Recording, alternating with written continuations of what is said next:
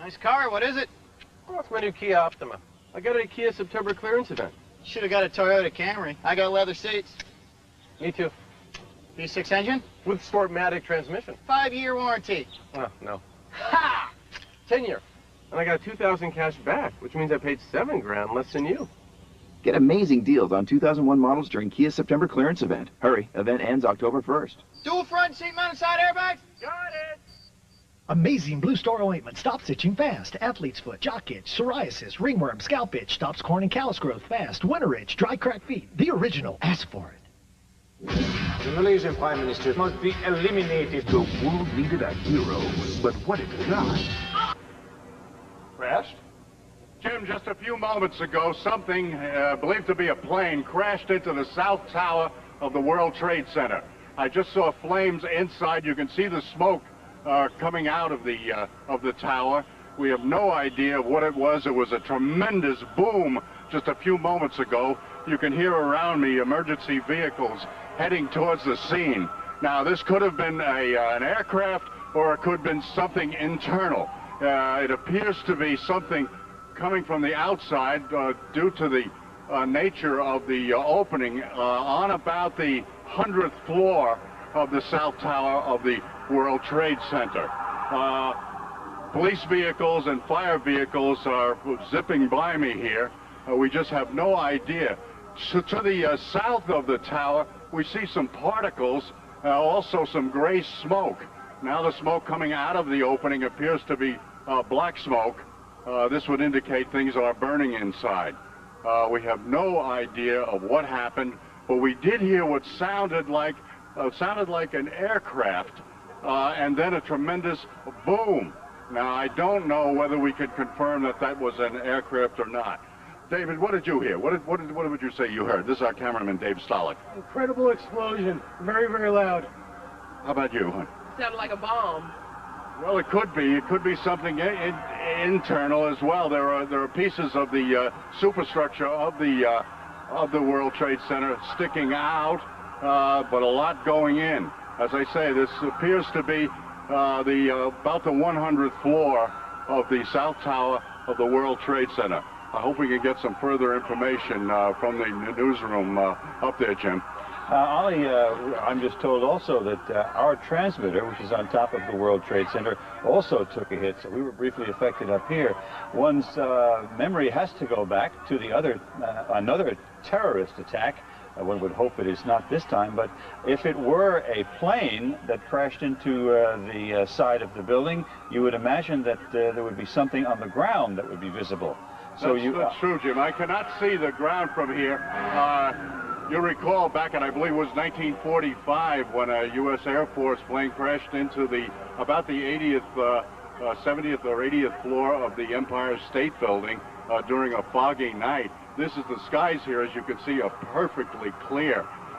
So I'm starting to lean to the idea that perhaps this, whatever happened here, came from the inside of the World Trade Center. Yeah, of course, that incident back there in the 40s in the offices of Catholic Charities up on the 80th floor of the Empire State Building. This, of course, the new tallest building in town. Now, obviously, on the north tower of the World Trade Center, something has either crashed into the World Trade Center. If it were I'm just told that Metro Traffic is reporting that it was indeed a plane crash. If that's the case, where's the plane? I would ask. I don't see it in that live picture there. And one's thoughts obviously go back to a terrorist attack on the World Trade Center that created havoc there back in the early 90s. Ollie, any new developments that you can see from your vantage point? You can't see flames now. There is a fire going on at that site. We don't know. Are you saying that Shadow Traffic is saying something about a plane? Shadow Traffic is telling us that it was indeed a plane crash. Metro Traffic, I'm sorry. Metro Traffic is telling us that it was indeed a plane crash. Now, I understand that you are over by City Hall, having been reporting on the political developments. Now, you are a good, 8, 9, 10 blocks away from the scene right now? At least, Jim. We're at Park Row, and of course the World Trade Center is at least 6 or 7 blocks away from us. I do see more flame now. Okay, you can see, because we cannot see flame. We see lots of black smoke, but we can't see flame. All right, here's Ali, if you have a monitor there, I don't know whether you do or not, but there is another picture in which we do see flame. Right. And we see a gaping hole in the exterior of the North Tower of the World Trade Center with smoke. Go ahead. That's the south side of the North Tower of the World Trade Center. If this indeed was an aircraft, this has not been confirmed. It was heading south over Manhattan. And I did hear some kind of a screech or some kind of a wail before a tremendous boom. I first thought it was a plane. Then I looked at what was going on here and saw that perhaps it was internal rather than external. But we'll have to wait for official confirmation on that. Now, emergency vehicles, as you know, Jim, are really pouring onto the scene. Sure, we can hear them in the background as you're reporting to us. Now, once again, what time was it, if you can recall, Ali, when this took place? We were right into the commercial break, and it was about a minute and a half before we came on, Jim, so work it out. All right, Ali. Now, I'm told by the control room that we're obviously trying to talk to people in that neighborhood who have been a little closer to it than you are, Ali. Do we have any people to talk to? Sure, we've got some people here walking away. Excuse me, sir, did you see what happened? All right, go ahead. Yeah, I saw something like bomb and... Did you see anything hit the building, or did it come from the building? That's the bomb, I think so. Something hit the building? Yeah. All right, thank you. All right, we got some other people. They're all rushing away from the site. Don't blame them, especially that fellow with a little girl in his arms. Did you see what happened, sir? Did you see what happened? What happened? Well, I was in the past train, and there was a huge explosion sound. Everyone came out. A large section of the building is blown out, around like the 80th floor. Was it hit by something, or was it something inside? It was inside. Because it looked out. Everything was coming out. All the windows were coming out, and all the papers were What is on the sidewalk? I didn't see anything. Were there any people hurt, do you know? I just ran, and everyone in the past train just ran. I don't know if anyone was hurt, but I assume they were because the windows were all blown out. All right, thank you. Ali, you would have to assume a very, very terrible situation if that indeed is the case, because I'm sure there were people up there in that World Trade Center. Now, we have lost, again, our transmitter is on top of the World Trade Center, so we apparently have consequently lost contact with Dick Oliver, but we are on the phone with an eyewitness. Rosa, can you hear me? Is Rosa there? Hello? Rosa? Yes. This is Jim Ryan here in the studio. Hi. What is your last name, please? Cardona Rivera. Oh, Cardona. Rosa Cardona Rivera. Tell us what you saw and heard, if you would, please. Okay, I'm at 99 Hudson Street. I was standing outside, actually, at the side of the building smoking a cigarette. And I hear a plane, and I don't usually see planes in this area. Then all of a sudden I saw it go right into to the World Trade Center, to the building. So right you saw a plane crash into the side of the World Trade Center? Yes, sir. And I'm like on the 14th floor, so I was just like looking out, you know, because there's like a fire, something like fire staircase or something, you know, just like a little balcony. And I saw it go right into the building, and I was like, oh my God, you know. And it was a big plane. It wasn't, you know, a little plane. It was fairly big. How big, can you tell us? Give us an idea. I don't know. I would say it was like a plane that I board on to go, you know, well... So this wasn't just a small Piper Cub or something that had gone the wrong way, and of course, we would... the weather, I take it, where you are is just about picture perfect. Picture perfect, yes. It's very clear outside. So there would be the suspicion then that anybody who would drive a plane smack into the middle of the World Trade Center would have done it on purpose. It would seem that either that or they lost control, but I can't see something like that. I mean, it was like right into the building, so, you know, and it was coming low. You know, because if I were to see a plane that was going high, and all right, but this was coming low. It's very visible. Can you see the streets below the World Trade Center? No, I cannot, because I'm on Hudson Street. You're in Hudson? Yeah, I'm on Hudson Street in Franklin. So now you say you were out there grabbing a smoke when it happened? Right. What did the other people do when they heard the noise? Well, there was nobody. I'm up on the 14th floor. Oh, you were on the 14th floor. Yeah, I see. So I'm not street. I was up on the 14th floor, and I was just like looking out, looking out, just watching the scenery, and when I saw the plane. All right, Rosa, thank you very much. Talking with eyewitness Rosa Cardona Rivera on the 14th floor of a building very close to the World Trade Center in Lower Manhattan. And once again, Dick Oliver was on the scene down at City Hall reporting to us. However, our transmitter is located on top of the World Trade Center building, so that apparently caused our picture from that remote to just go out on us. But once again, yes? I was just saying, I can imagine what the people there must be going through, given what happened there a decade ago. Mm.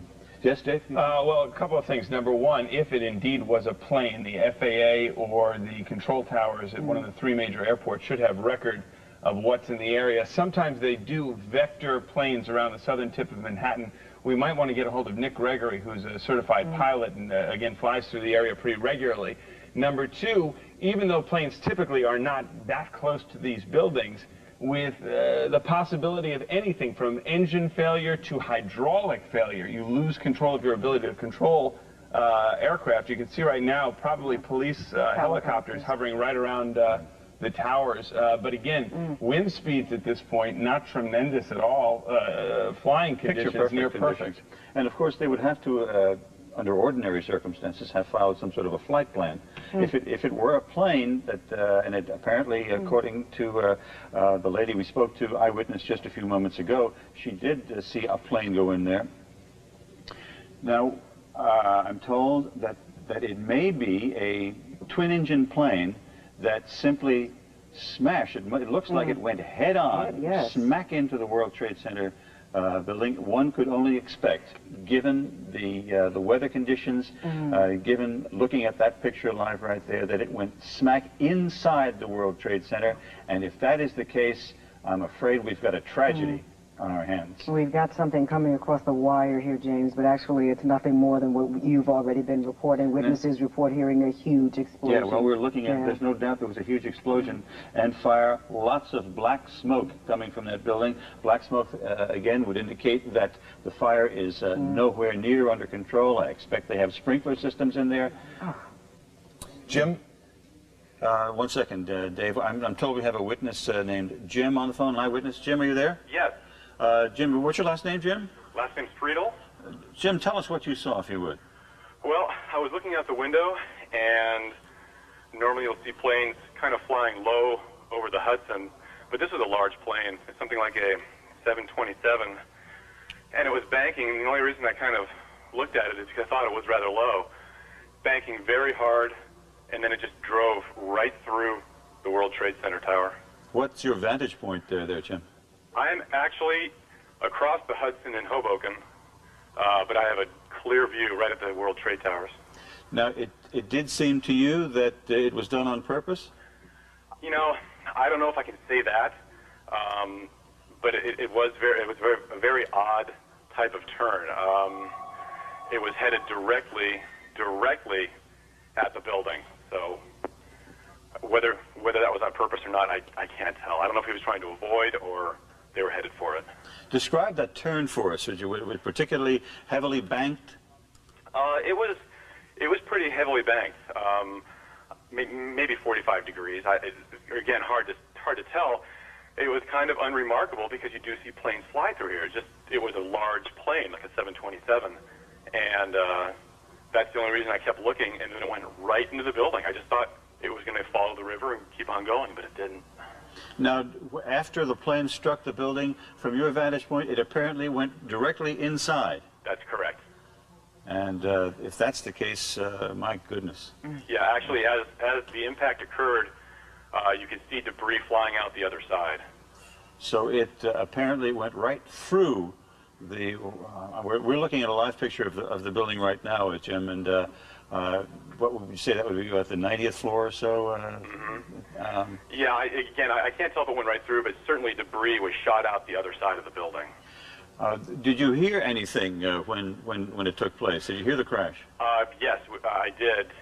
In terms of anything beforehand, though, no. I mean, I couldn't tell if the plane was in distress or anything like that, but certainly when it hit. There was a large explosion, and again, you had smoke and debris coming out the other side as well.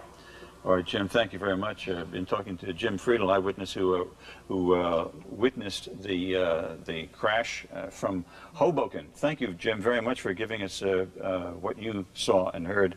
Again, just a few minutes ago, apparently a large plane, according to that eyewitness, Jim Friedel, vantage point from Hoboken, that as you look at the picture from our chopper now arriving at the scene, Jim Friedel in Hoboken said it appeared to bank sharply and smash directly, perhaps purposefully, into, oh my goodness, oh God, there's another one.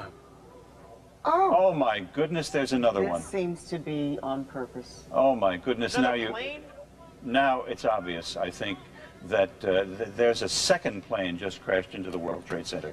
I think we have a terrorist act of proportions that we cannot begin to imagine at this juncture. Oh my God. My goodness.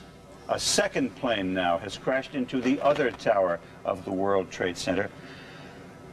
Obviously, suicide, terrorist attack on the World Trade Center. What we have been fearing. Chopper 5. Anybody on? What we have been fearing for the longest time here apparently has come to pass. A disastrous terrorist attack on the World Trade Center. Both towers, planes smashing into each one.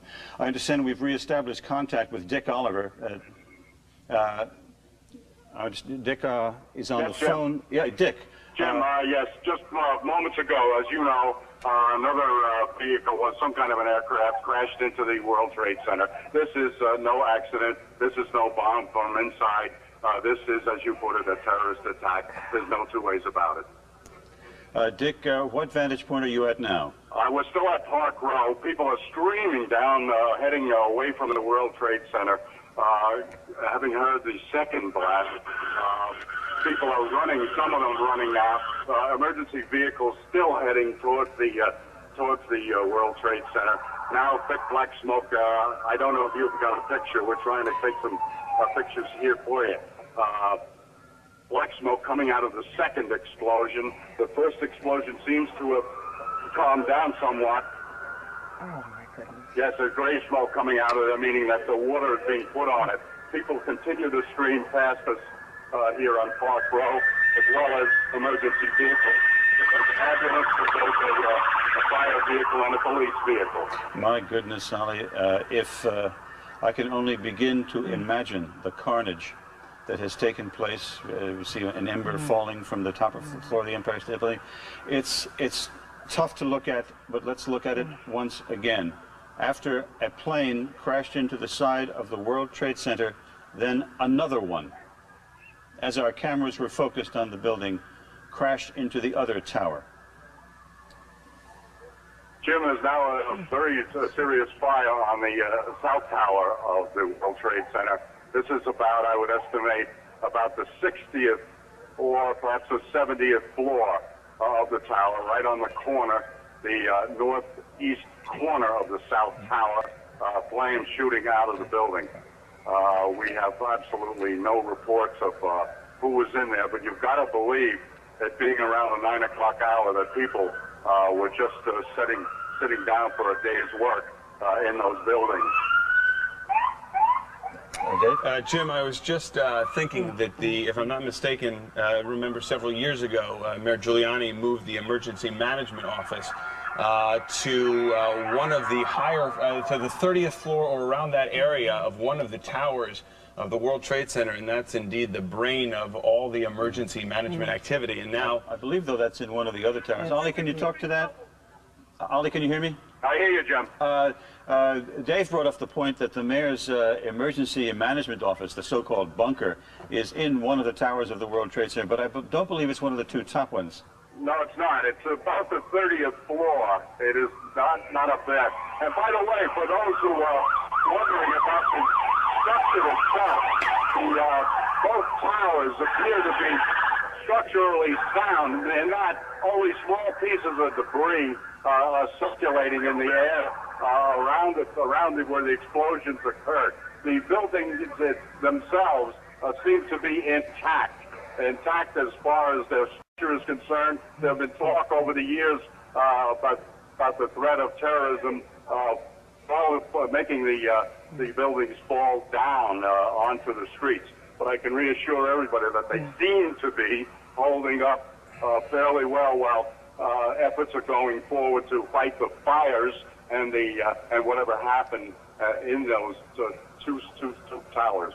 Now we can see smoke emanating from many of the floors of the two towers. We see to the left of your picture there, smoke coming out of the floors above where the plane crashed into. I believe that's the north tower that we're looking at there.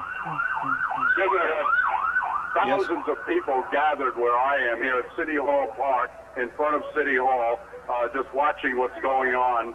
It's very difficult to. They come by and they say, "What happened? What happened?" And you just got to say something hit the building, and then something hit both buildings. Well, we saw clearly. We didn't see the first one, but we saw clearly that a plane deliberately crashed into one of the upper floors of the World Trade Center. That was the second plane. So two planes crashed into the upper floors of each of the World Trade Center towers. And I understand now that Port Authority headquarters are in one of those buildings somewhere near that location. Jim, I yes? don't know whether we've confirmed that this was an aircraft, or to be more specific, some people said they thought they saw a missile. I don't know how people could differentiate, but we might keep open the possibility that this was a missile attack on these buildings. Ali, I must say that we have an eyewitness who said it was a large plane that crashed first. And then as we were watching the live picture here in the studio, we saw a plane crash into the other tower of the World Trade Center. And again, let's just to be sure, there it is. There it is. The plane went right through the other tower of the World Trade Center. That is a very hard thing to watch. And clearly untold carnage must be the result of those suicide terrorist activities. That was a large commercial jet. The gentleman, Jim Friedel, the gentleman from Hoboken who was watching, said the first one looked to him like a 727. Well, look at the wingspan, the swath it cut through the towers. Yeah. Yeah, lots of speculation, no doubt. And for years we have been talking about security from terrorists here in this major city. It makes you wonder how, if it indeed were two planes, we did see one, how did they manage to get into the area and to you just wonder, hit the plane like that? These are all the things that buildings. we're going to have to be answered. How could two large planes just that quickly get out of control from our local presumably commercial aircraft. And now we can't speak to the first one, but that second aircraft that went through looked like a large twin-engine or three-engine jet. Those are simply not around for private aviation. Yeah, that's not your Piper Cub. No, it is not. That's obviously designed to do considerable damage to those buildings on this day when we're holding a primary election in New York City. Now, I would imagine... Ollie? Jim, what you're saying could be a drone aircraft. That's an aircraft that's guided electronically to its target without having a pilot. Now, that is a possibility as well. In the meantime, I can tell you that flames are shooting out of both towers now. The heaviest being on the south tower, the northeast corner of the south tower of the World Trade Center. But there's a considerable blaze going on the north tower as well. Yeah, I wonder if there's any way of finding out exactly what is located on those upper floors. You'd like to just cross your fingers and pray to God that maybe there weren't a lot of people up there at that time. State office buildings and, of course, lots of commercial office buildings on those spaces as well. I know during the last terrorist attack on the World Trade Center, My son was in the building, and he told stories of groping down through the staircases for some 50 floors before he, thank God, got out safely. In fact, the governor has an office in the World Trade Center as well.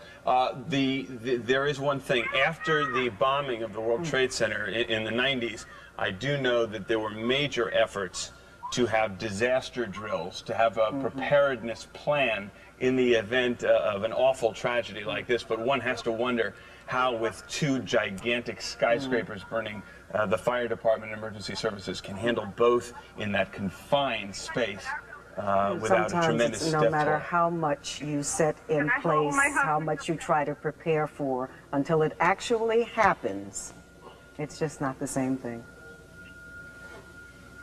Again, you're looking at a live picture of the World Trade Center, where shortly before 9 o'clock this morning, and then shortly after 9 o'clock, planes apparently deliberately crashed into the buildings. Alani DeVito, are you there? Alani DeVito, are you there? I understand we have another eyewitness to this catastrophe. Lonnie DeVito, are you there?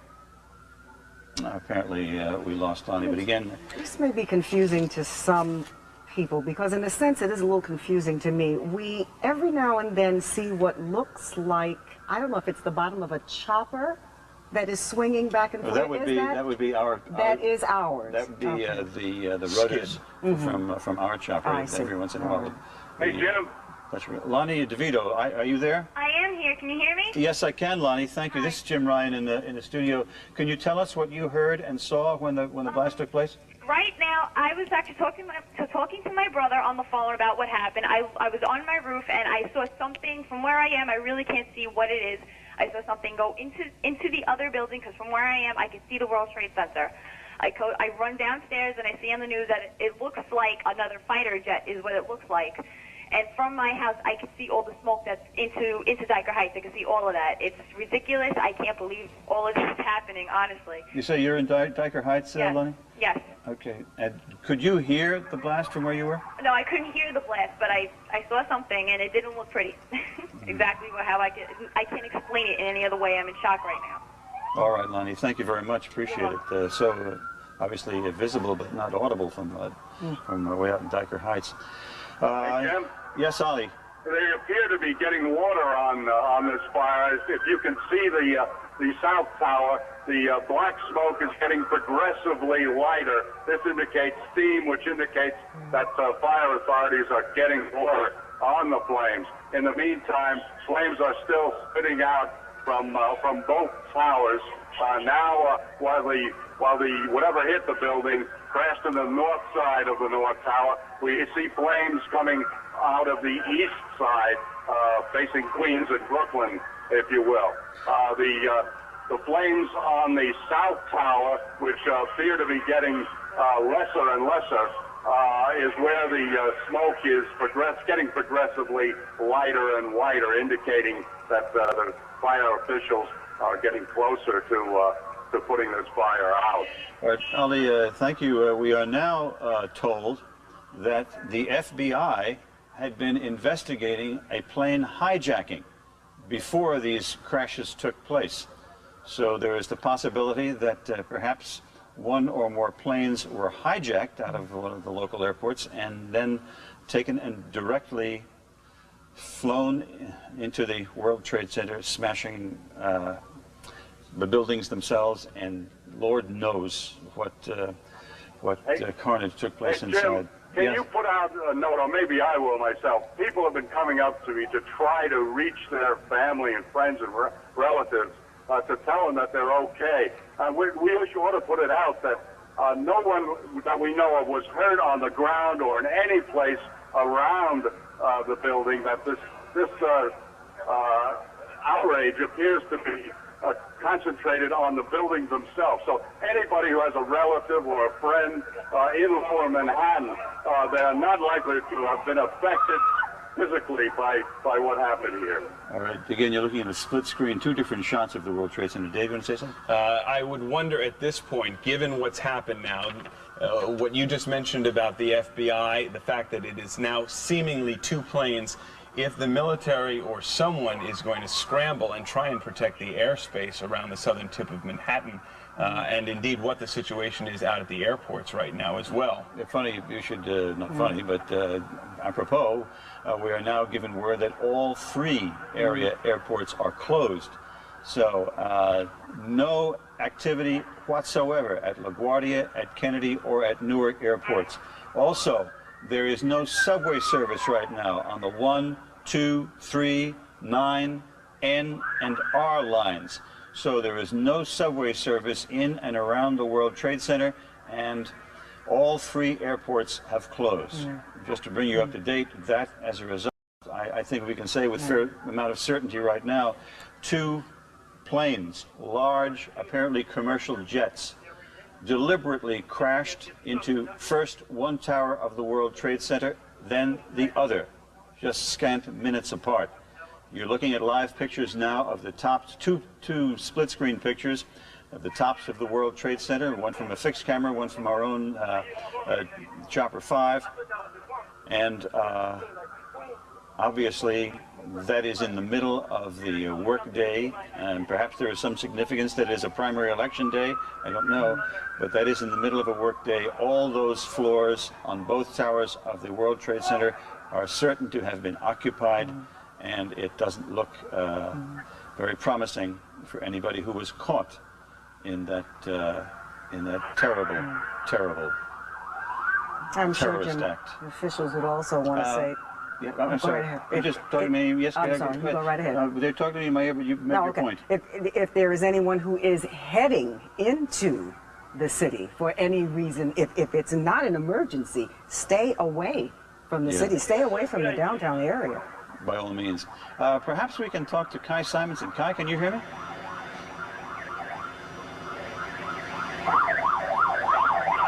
All right, that's a live picture from Kai Simonson. I'll try once again.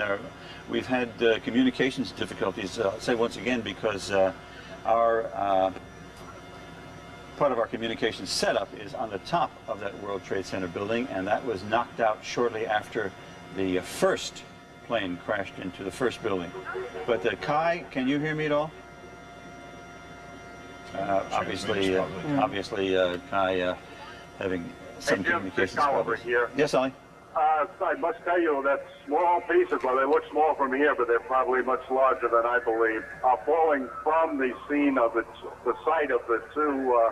There goes a piece. So the authorities are clearing the area around. We still have pieces of debris coming down. Not a lot, but every now and every few moments, another piece of debris, looks like aluminum siding, comes lying down from the scene of the two fires.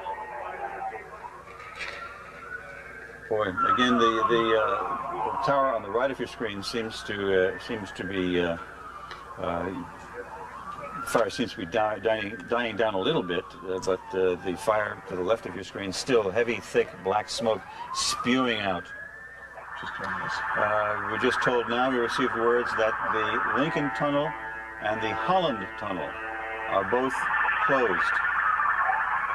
So, just as an aftermath of this terrorist act, terrible terrorist act, the ones I suppose we feared for the longest time, there is no service in or out of any of the airports. The Lincoln and the Holland tunnels are both closed. There is no subway service at all through downtown Manhattan.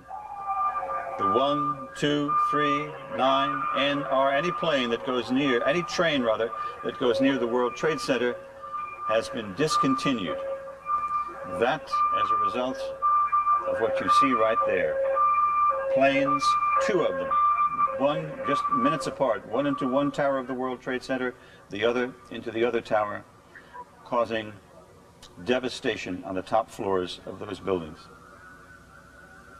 It wouldn't surprise me, Jim, even though right now we just have a tentative shutdown of the subway system, if indeed the mayor or authorities shut down transit just given the fact that there may be threats or a potential problem securing all of the major thoroughfares and tunnels throughout the city, simply out of precaution. I would imagine that they might consider doing that over the next short term. If there were two, there may be more. And you couldn't be too careful at this point. I understand we have another eyewitness to the catastrophe. Shaniqua, are you there? Yes. Shaniqua, can you tell me what you saw and heard, please? Okay, my grandmother's friend, she came upstairs and told us that they was bombing the Twin Towers. So me and my grandfather, we looked out the window and we actually saw the airplane crash into the second tower. Vivikra, could you do me a favor, please? Could you turn your television, set the sound down? Okay. Maybe we're having trouble hearing you. Perhaps that's the cause. Is that good enough? Tell us again, if you would. I'm not sure we quite hear you well enough. Okay, my grandmother's friend, she came upstairs and she was telling us how they was bombing the tower. So me and my grandfather, we started to look out the window and we actually saw the second plane crash into the second tower. We thought it was the airplane, but we not, you know, because we wasn't too actually sure what type of airplane it was, but we know it was the airplane. And we heard the explosion and saw the fire. All right.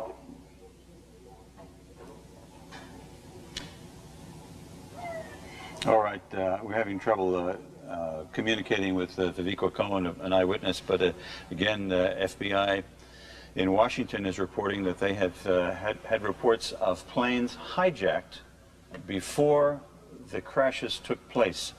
So one would suspect, one would believe that the FBI was investigating hijacked planes when those planes were diverted smack into the World Trade Center, both towers. I'm told also that Mayor Giuliani is preparing to hold a news conference about the disaster.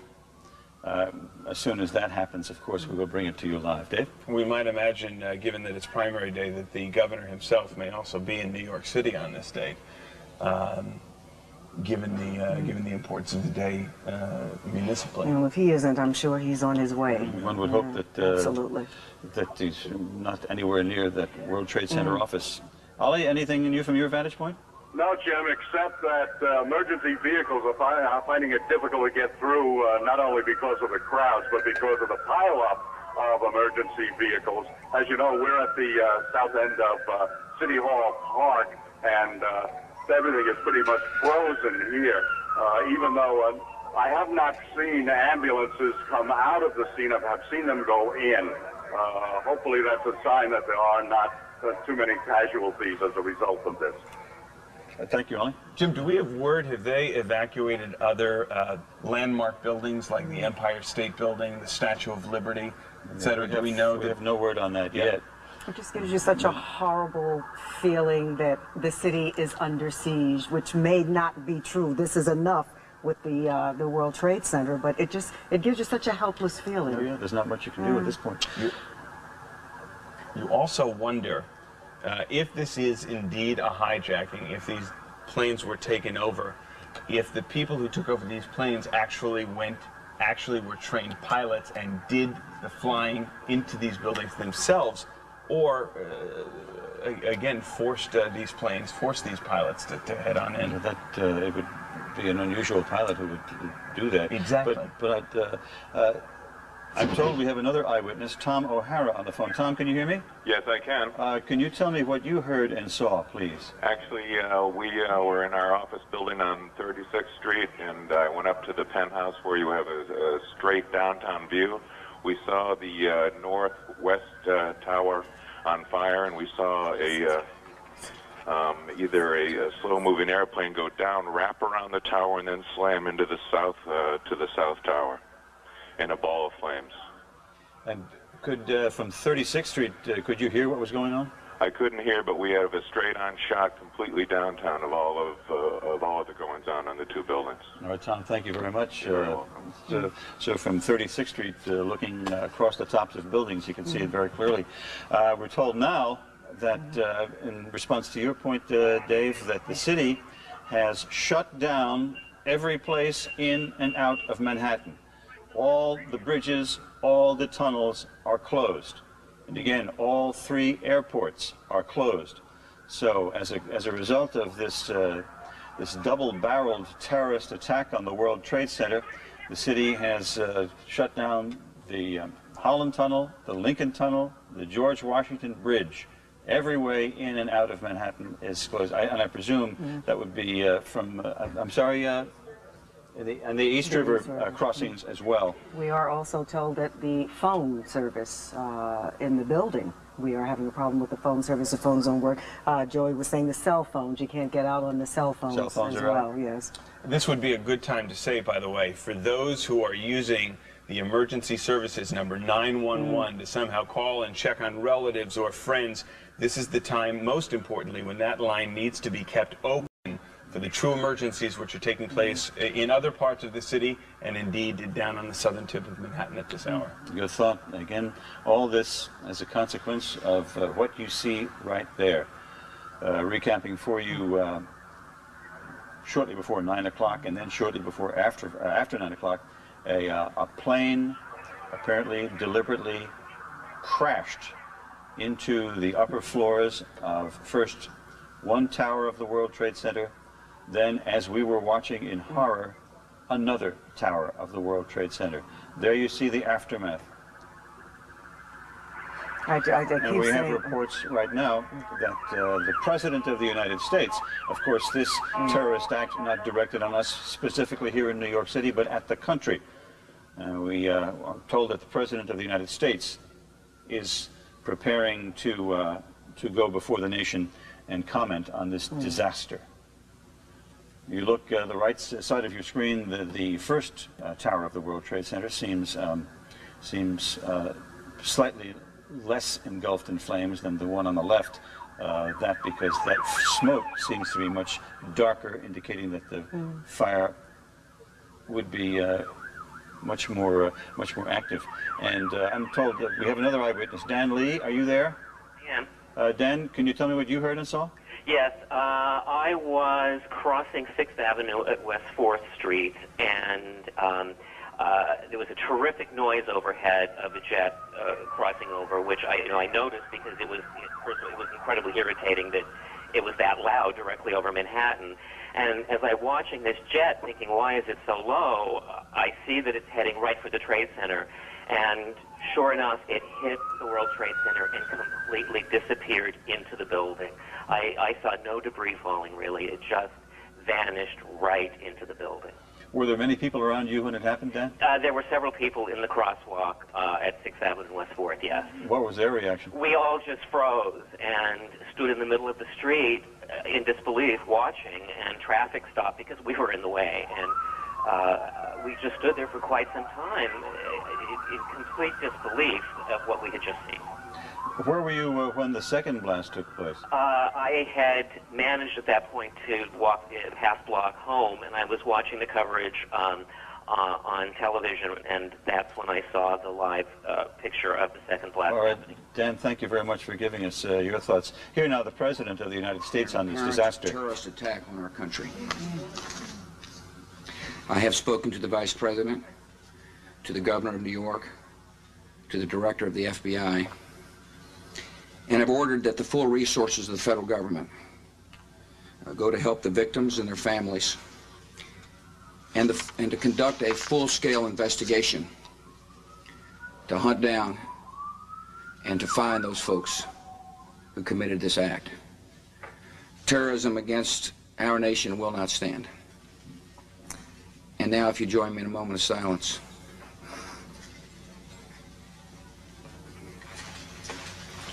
May God bless the victims, their families, and America. Thank you very much.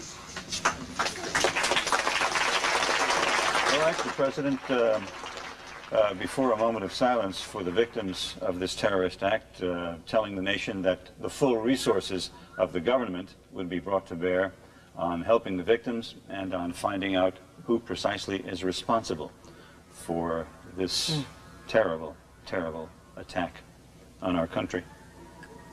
Right there you see the aftermath, the World Trade Center towers, smoke billowing out of the upper floors. All those floors, I'm sure, fully occupied. The rescue attempts going forward as much as is possible, given the high floors of the tallest buildings in Manhattan, and given the number of people there. Dave? Jim, I don't mean to put you on the spot, but you may be able to provide some historical perspective. How long have the Twin Towers been up, and once again, the floor height, the number of floors, I think? Yeah, off the top of my head, somewhere in the 60s, as I recall, and it goes up, what, 102 floors or so, up to the windows on the World restaurant there. And if we remember from the last bombing, it took months and months and months before that structure was certified sound again and re-inhabited by... in from the bottom. Right, that was a bombing from the parking garage level of the tower.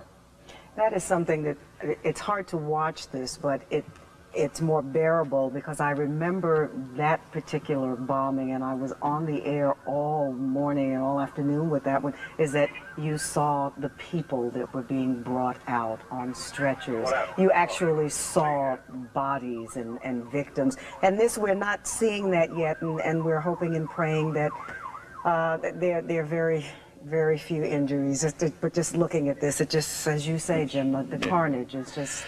what we're looking at is just the long picture. It would appear, Jim, as if there's more smoke coming from the ground.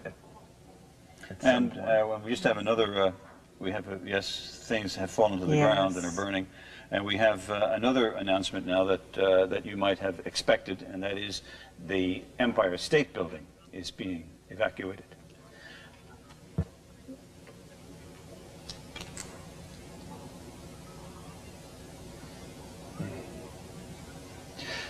You're making the point, Lynn, that we are only seeing the long picture, if you will.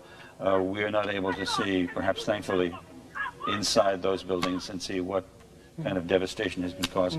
We're told we have a pilot on the line, Richard Kornicek. Are you there, Richard?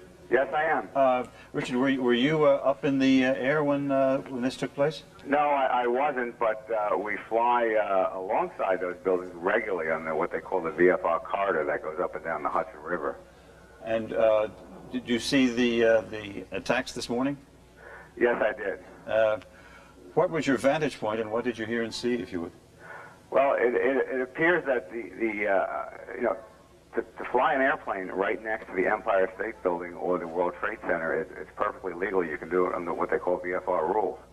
And where those airliners apparently came from, it's really hard to say. And they may not have even been talking to the controllers. It's possible that they were hijacked either, quite a distance away, or no one knows where they actually came from. But the ability to fly right next to the World Trade Center has always been available to any pilot who wanted to exercise that privilege. Excuse me, but I just happen to live on the west side, and there's a regular route into LaGuardia that comes right up the Hudson River and then sort of banks right into LaGuardia. So it would not be unusual then to see planes flying near the World Trade Center, and as you say, Richard, it's not unusual. But these pilots must not have had any contact with the traffic control people or the FAA at all. Is that true? Apparently not, because we've heard nothing contact with them. The airliners that come into LaGuardia, when they're over the and that higher corridor, they're at maybe 2,000, 2,500 feet.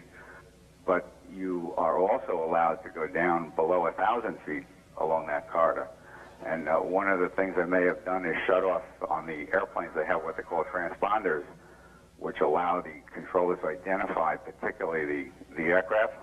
And they may have shut them off so the controllers could not actually see the airplane very well. I see. They would only have what they call a primary target, where it would be very difficult to track them. They'd have to go back and look at their tapes to see exactly where they came from. Richard, this is Lynn Brown sitting here with Jim Ryan. You are saying that you are allowed to fly a plane that close to these buildings? Yes. Any particular type of plane? I mean, is a plane that big flying next to this type of building, wouldn't that seem a little out of the ordinary? That would be unusual because the airliners are all required to be on IFR flight plans, and they would not normally be allowed to fly that low. However, it doesn't mean that someone could, that would be absolutely unusual for a plane to, large planes to fly up and down the Hudson. But airliners routinely do not do that. Richard, would you just stand by 1 second, please? I just want to tell the folks one thing, and that is the city fire department has now issued a request to all the members of the department, all firefighters, whether you're on your day off or whether you're on vacation. They're asking that you return to duty, that you go to your firehouse and report for duty. So the city is asking all firefighters, whether you're on vacation or whether you're on your day off or whatever, to return to your firehouse and report for duty. I'm sorry, Richard, are you still there? Yeah. Dave's got a question for you. Richard, can you do me a favor and take us through exactly what happens as a plane takes off and circulates around that area? What contact they would typically have with the FAA or the tower at LaGuardia, Kennedy, or Newark? And exactly what would appear on a radar screen to those tracking aircraft in the area? Let's say if you were taking off in a relatively small plane, say a twin-engine plane or a private aircraft, and you were coming in from the south, which apparently these came from.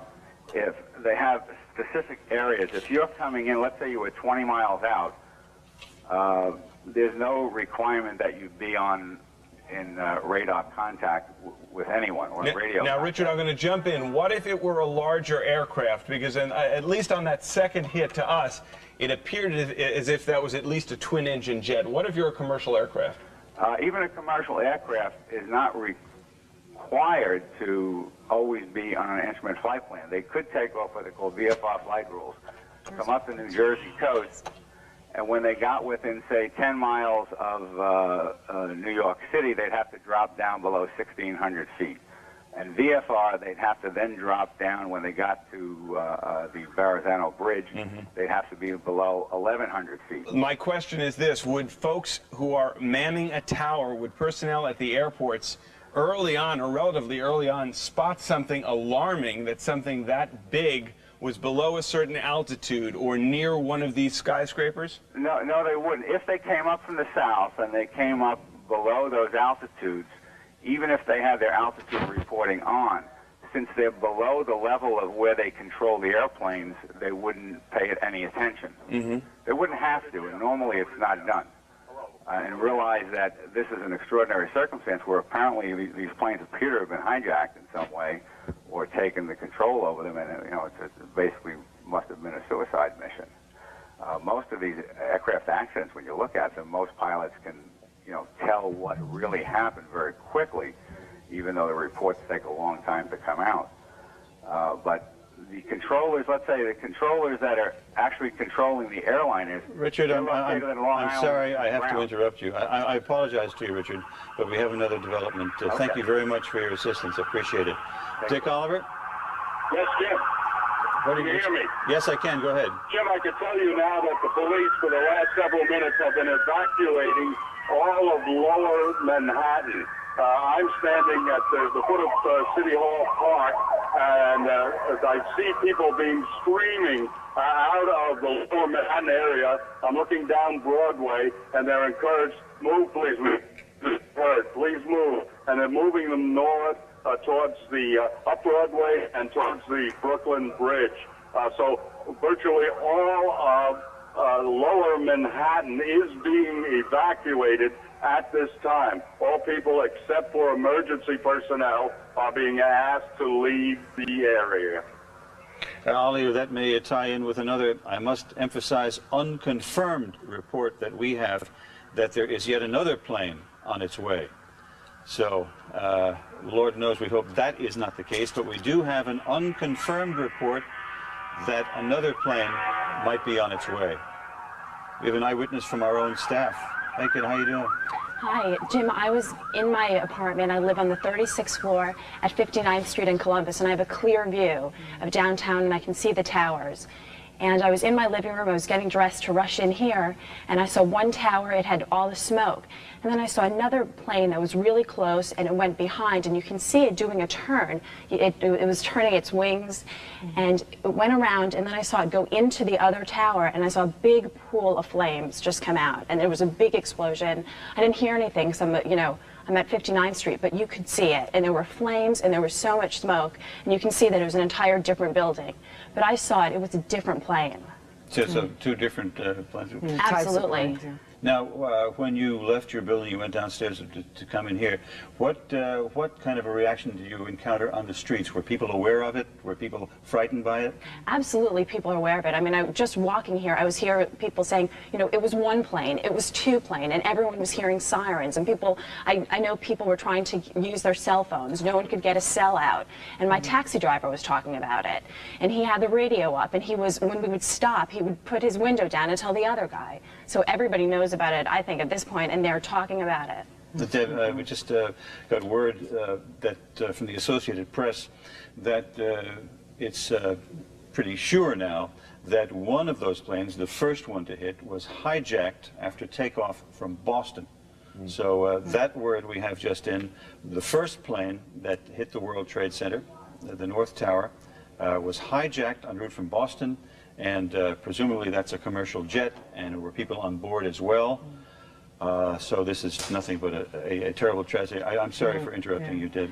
That's okay. I can just say that that plane that I saw, the second plane, that was definitely a larger plane. I can't say which kind, but that was not a small plane. That was definitely a large plane. So the first one was large enough, and the second one was much larger. Well, I didn't see the first one. I can just vouch for the one I saw, and that one was certainly a large plane. When you saw the plane, though, did you get a sense that it was heading directly for the building? You know, when I saw it, I was thinking, gosh, you know, that's really low. I thought it was part of the, of the recovery effort.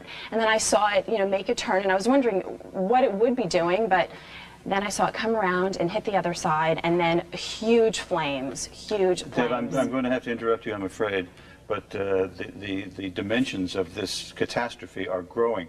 We are told now that this is not quite confirmed yet, but we are told fairly reliably that a plane has crashed into the Pentagon in Washington. So not only have we had a terrible catastrophe here in New York, where planes crashed into both towers of the World Trade Center, but we are told now that a plane has crashed into the military complex in Washington, the Pentagon, which of course houses the nerve center of all the military operations of this country. So a 1, 2, 3 attack on the United States apparently today. 2 here in New York and 1 in Washington at the Pentagon. There you see a live picture from Washington. We would have to guess that that smoke is emanating from the Pentagon in the background. So the military nerve center of this country has been attacked by terrorists. And because of that, we are told that the White House has now been evacuated. Explosions at the World Trade Center here in New York, where 2 planes slammed into the buildings. I would imagine. Okay, that's the picture in Washington.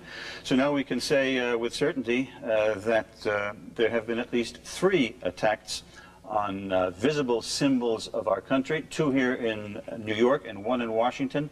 You're looking at 2 different views of the World Trade Center, where planes, first 1 tower and then another plane, a larger plane, into the other tower, crashed just before and after 9 o'clock, and then just moments ago, a 3rd plane crashed into the Pentagon, which, as you know, houses the nerve center of our military might, and that certainly is an unprecedented attack upon this country. One would presume by suicidal terrorists, and I imagine we will find out soon enough who staged this attack and what will be done about it.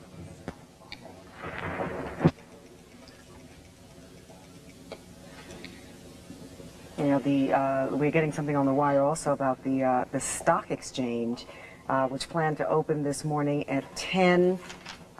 is delaying a half an hour, so we've got developments all over the place. And I don't know about your computers now. I'm starting to have a problem with my computer. It is just randomly jumping from one story to the other. Given going forward, there are, I think, stories are incoming on a very rapid basis. So that would be the. Given what we're seeing at this point, I would imagine major buildings in major cities, from the Sears Tower in Chicago to other symbols, as you mentioned, Jim, in Washington and Boston, I would imagine are all going to be on high alert, if not evacuated in Washington. The West Wing of the White House and the Capitol building have both been evacuated. Okay, so in Washington, just to recap now, on this terrible, terrible day, here in New York, you happen to be looking at a picture in Washington, so we'll start with that. That's in Washington, a plane has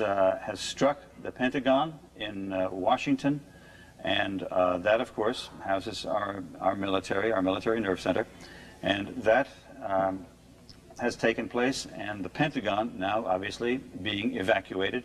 The West Wing of the White House is being evacuated, and here in New York, 2 terrorist attacks on the World Trade Center. A plane deliberately smashed into the upper floors, first of one tower, and then several minutes later, the other tower. 2 large planes. We understand the second one, or the first one rather, was hijacked from Boston and presumably loaded with passengers. So as a consequence of these terrorist attacks here in New York, we have the island of Manhattan virtually isolated. You cannot get in or out of Manhattan by any bridge or any tunnel, and any subway train that goes anywhere near the World Trade Center is not running. All right, Dick Oliver was fairly close to the scene when it happened. He was reporting on what is now an afterthought to this day, the primary election, down at City Hall when the blasts took place. Ali?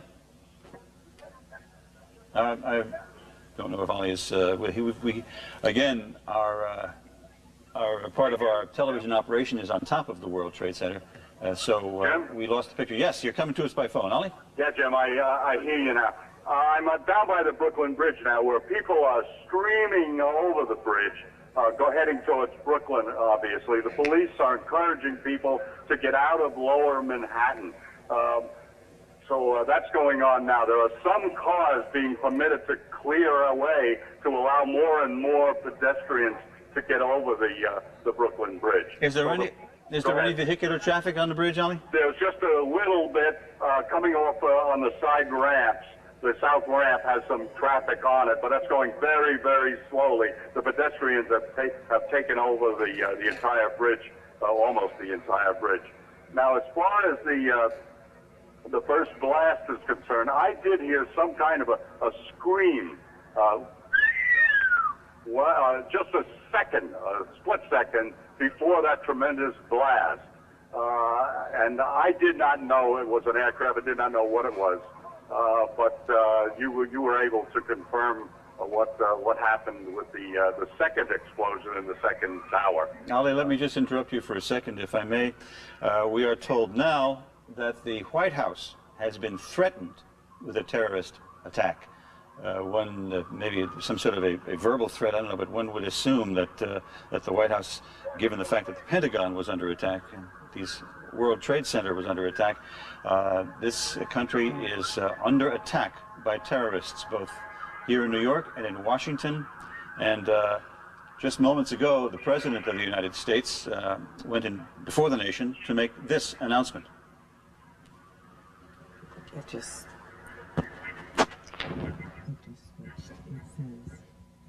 I understand we're going to rerun the bite of the president. Okay, here it is. Today we've had a national tragedy. 2 airplanes have crashed into the World Trade Center in an apparent terrorist attack on our country. I have spoken to the Vice President, to the Governor of New York, to the Director of the FBI, and have ordered that the full resources of the federal government go to help the victims and their families, and to conduct a full-scale investigation to hunt down and to find those folks who committed this act. Terrorism against our nation will not stand. And now, if you join me in a moment of silence. All right, that was the president just a few minutes ago announcing that the full resources of the government would be put to help the victims of these tragedies and to find out who did it. And I'm also told now that the FAA has announced from Washington that no aircraft anywhere in the country is being allowed to take off. That's from the FAA, because apparently these two planes that smashed into the World Trade Center, and perhaps the one in the Pentagon as well, were hijacked commercial jets from various airports. So, as a result of that, the FAA has announced that no aircraft is being allowed to take off anywhere in the country. All right, Jim, we do have someone who has just joined us on the set here. His name is Joseph Jaffe. And Mr. Jaffe, where are you from? Decision Strategies Fairfax. We're an investigative consulting and security firm. All right. What do you make of this? Well, it's a tragedy, and it appears, if it didn't appear first from the first plane, after the second plane, and now the one at the Pentagon, that there's a well-coordinated effort afoot to bring terrorism to the United States. What could have been done, if anything, to prevent this kind of an attack? At this juncture, it's very hard to guess. We have a country that's wide open. We have borders that are wide open. We have freedoms that are wide open. And over the past 25 and 30 years, some of us have been following terrorism for at least that long. Our country does not generally get into the investigation of terrorism the way it ought to, in terms of being the state that could prevent it. We value our freedom more, so there's very little you can do to take a person who's bent on killing himself or herself from taking over a plane. I mean, of course, you could enforce measures and be very strict on who gets onto what planes and how that would work. But that isn't going to work in this country.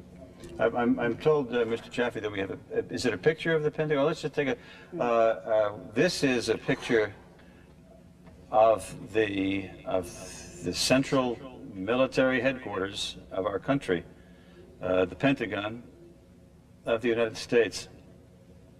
Apparently the president... This is the president's plane taking off from Florida, where he had been heading back to Washington to deal with the emergency. Mr. Jaffe, Dave, you had a question? Well, two things. Number one, I was going to ask Mr. Jaffe, you said you're either based out of Fairfax or your company is down... we have our company's in New York and in Falls Church, Virginia. Okay, Falls Church, Virginia. You would very well know, as anyone who flies into the Washington area, what's stunning about the Pentagon attack is the airspace. While we do have a wide open country, the airspace around the Pentagon, the White House, the national monuments down there is extremely restricted. So number one, does it surprise you that an aircraft was able to get into, literally right into the Pentagon? And number two, does it surprise you, since the attack on the World Trade Center back in the early 90s, that this has taken so long for terrorism to once again return to our domestic locale? If you recall, over the last few years, there have been a number of people interdicted coming out of Canada, coming out of Brunswick, coming across various parts of the northern country, where people have been caught with the components to make the bombs. So it doesn't surprise me that we are the target of an attack. It surprises me that it's taken as long for us to suffer what we've suffered, and it creates a very heightened awareness of what we have to do now. The question becomes, do we sacrifice our complete freedoms in order to not suffer this? There's got to be a balance. But just to interrupt you for a second, Mr. Jaffe, just want to report to our viewers that we have reports now that the Capitol and the Treasury and the White House are being evacuated in Washington. Continue your thoughts. Have we been looking in the wrong places? We've been looking at terrorism in other areas. Have we been looking at them and neglecting our own backyard? You could surmise that. Years ago, there were a whole host of different groups that started with the Francis Tavern bombing, LaGuardia bombing, and others which we worked on. And then there was a very complete effort, at least in New York City and other places, to penetrate those organizations. I can't speak of what's been ongoing recently as to what we've penetrated, but we might have to sacrifice some of what we have by way of rights at least to allow intelligence to be gathered so we can prevent some type of tragedy such as this. We need to look at home. Apparently we got blindsided by this one. You know, we were looking at a picture now. The one on the left is the Pentagon, and the one on the right is the World Trade Center. What, if you could take an educated guess, Mr. Jaffe, and say what kind of restrictions will now be placed upon the citizens of this country in order to combat terrorists, things like this? Well, if we look at airports, our security is probably not the highest of all the countries in the world. And if we're worried about planes and commercial planes and hijacking, we could increase the types of things we did when the hijackings were so prevalent. But if we're looking at small planes and other things, it's very hard to stop that. Now, watching terrorism as you have for as long as you have, is it odd that at this point, and maybe we have and simply don't know, that we don't have a name tag attached, a claim attached, a political group attached to what has happened within the last 2 hours or so? And what is the aim then, if it is not immediately to say, we did this, this is our cause? I don't think it's odd. I think depending on who it is that's involved, they may have different reasons for deciding when to go public. But you don't need a claim. The purpose of terrorism, at least here, is to do just that, to get the people unnerved, to get business unsettled, to get the country totally taken apart and worried. And to that extent, right now, that appears successful. The city is worried. We are a nation right now worried. The FAA has shut down all airplane traffic nationwide. We are paralyzed as a nation right now. I mean, of course, people can get in their cars and drive, but no one can fly, and I'm surprised that we haven't heard anything about the railways. Well, I don't know. I understand, at least in our city, the subways, at least some of the lines are now closed. I think people have trepidation about going underground. They don't want to be there. Absolutely. If we suffer a short-term setback because we need to increase the security, we won't be a paralyzed country. If we go through and say we can't move, then the terrorism will have its effect. And so the thing that we have to do is literally not panic, see that it's a disaster to some extent, and go on with business. Because if we don't, then the acts that they've now done, I mean, the World Trade Center's been targeted before, it's been hit before, and for a short term, if you recall, the city was paralyzed then. We can't allow ourselves to be paralyzed. That would just give in and create the effect they want. They've hit the Pentagon, the White House is being evacuated. I would assume that most structures of any moment, in most tunnels of any moment, in any place. Take a look at that, if you would, Mr. Jaffe. That's the live picture of the Pentagon, having been hit by an attack. Again, in Washington, we're told no, that's not the Pentagon. No, we just heard that there was another explosion in the basement or one of the lower levels of the World Trade Center.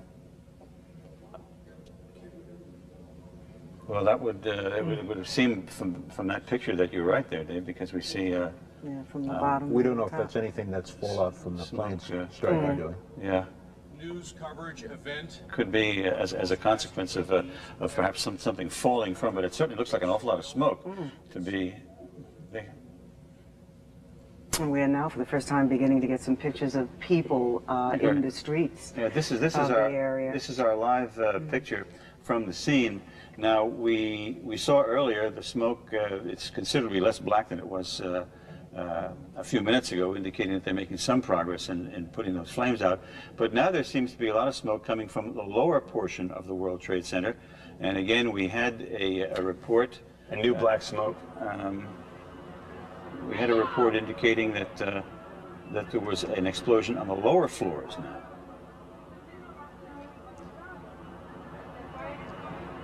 We were talking. Perhaps, we can't communicate with Dick Oliver. He's down somewhere in that area, but the only audio contact we have with him is by cell telephone, and we're having problems with those as well. So there's a live picture. All right, Brandy, are you on the phone? I am, sir. Brandy, where are you now? I am in Clinton Hill, Brooklyn. I live on the 15th floor. Yeah. I have a terrace that faces the World Trade Center. Yeah. If I am home and all of the lights are on, if one floor turns out all of their lights, I can see that one floor turn out. I can see everything. I was in my bed this morning. My whole building shook. I got up, looked to see what was going on. Everything was up in flames. 10 minutes later, not literally, the other plane, I swear to you, deliberately went into the next World Trade Center building. Deliberately. It was no mistake about it. It deliberately went in there. I have a clear view of everything. Just 2 seconds ago, half of the building just fell out. There's nothing but white smoke. I can no longer see the World Trade Center now. It's all up in smoke. The smoke is on my terrace. That's how close I am. My mom is coughing because the smoke is on my terrace. And you're across the bay in Brooklyn. I'm across the bay in Brooklyn. I can see everything. We're in Clinton Hill, Brooklyn. This is the scariest thing I've ever seen in my entire life. It was like television. Now, when you said it seemed as if the side had fallen off the building. The side of the building has fallen out. It seemed like there was another explosion. I heard something go boom, and everything just like fell out. Is that a third explosion now? I don't know if it was a third explosion or was it from the fire. The fire. Now you saw you heard the first explosion, and you saw the second plane go in. I saw the second plane go in, and it was actual deliberate. There was no way as a pilot that you would not travel around that smoke. Brandy, after you saw that second plane hit deliberately, as you say, the side of the World Trade Center, then you heard a third explosion? Then I heard, not necessarily a third explosion, just 10 minutes ago, like a whole side of the building just fell out. I see. And I could hear like the rumble, the crash of all the windows coming down. So that could indicate some sort of a weakness, the Right. structure of the building weakened. I can't even see the World Trade Center building. It's too much covered with smoke. It's too much covered with smoke. I see. Well, I mean, the smoke is coming on my terrace. That's how much smoke it is. I see, Brandy. Thank you very much. I'm sure it was a harrowing experience for you, so thank you for sharing your experiences with us. I appreciate it. Mr. Jaffe, again, we're talking, your firm again is? Decision Strategies, Fairfax. Decision Strategies. As we look at a picture of the smoke coming from the Pentagon building in Washington, we now head into perhaps a new era in this country as far as protection against terrorist activity is concerned. Do you think that's a fair statement? I think we're going to have a very heightened awareness. I think we have to in terms of protecting the things that are basic to us. I think we have to be careful, though, not to overdo it to the point that we wind up compromising completely what we've come to expect. If we overreact and take away the basic liberties we need, we'll have a problem. On the other hand, we can be very, very concerned, very concise, and do what we need to do and still be respectful of what the country stands for. But the most important piece, I think. Okay, I'm sorry for interrupting you all the time, but what we heard from Brandy just a few minutes ago apparently has now been confirmed that a portion of the side of the World Trade Center has indeed collapsed. Now, whether that's just the outer wall or whether that goes right into the offices, I don't know. But you're looking at a live picture there, and smoke is emanating from the entire building. And we had Brandy on the phone just a short time ago from Brooklyn, and she said that she heard some sort of, she didn't know whether it was an explosion or not, but certainly a very loud sound, and then the side of the building, she said, just gave way. And you see all the smoke. Now, she says from her vantage point in Brooklyn, all she can see is smoke. Brandy, are you still with us by any chance? Yeah, apparently she's we're joined by Rosanna Scotto. Good morning, Rosanna. Morning, Jim. You know, we knew we were going to have a big day today with the primaries. That has obviously taken a back seat right now. What we are hearing is the Board of Elections are meeting right now to determine whether to call off the primary today. And this is unprecedented. This has never happened. Now, if it was a general election, there is stipulations in the charter which say some kind of act of that we don't know of in nature, you can call it off. But for a primary, there's nothing in the charter that says you can call it off. But obviously there are a lot of polling stations down in that area of the World Trade Center, and if not inside the Trade Center, and obviously those are closed right now. So we will know in the next hour or so whether the primary has been postponed for a day or so. Yeah, I don't see how they could go forward with it. No, not at all, because it lost its that would be a long place, shot. yeah. And certainly, It's a lead story. certainly only from the standpoint of, if not from the standpoint of polling places being closed, but from people losing interest in an election or in the face of an overwhelming tragedy. I just left my home to come here, and it's really kind of scary, because all you hear are the constant screams of ambulances and fire trucks racing through the street. Anybody, you know, I was walking trying to get to a bus or a taxi or anything to get here, and all anybody could talk about was, what's going on? Do you have any information? It is the talk of the town right now, and rightly so. My husband, as you know, works down near the World Trade Center. He called me a little after 9 o'clock this morning. He had just gotten into his building. He was walking up the steps, and he heard a loud bang. He said it felt like an earthquake, and all of a sudden, he said it looked like confetti coming from the sky. Now, he's a few blocks away, and he didn't know what it was. He went up into his office. He has a clear view of the World Trade Center from there, and he claims he saw either people falling out of the building or jumping out of the building this morning.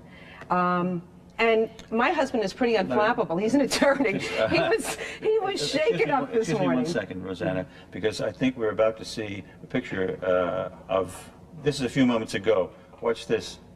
This is the side of the building just collapsing. There you see.